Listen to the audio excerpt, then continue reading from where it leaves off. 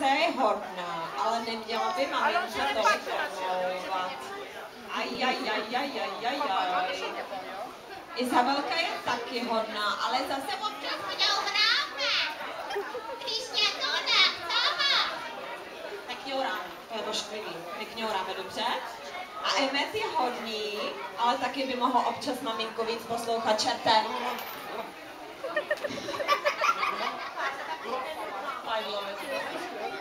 A máte pro nás nějakou básničku nebo písničku? Pojďte holky, vy jste velký, vy určitě je znáte. Emmet taky, sup, běžte.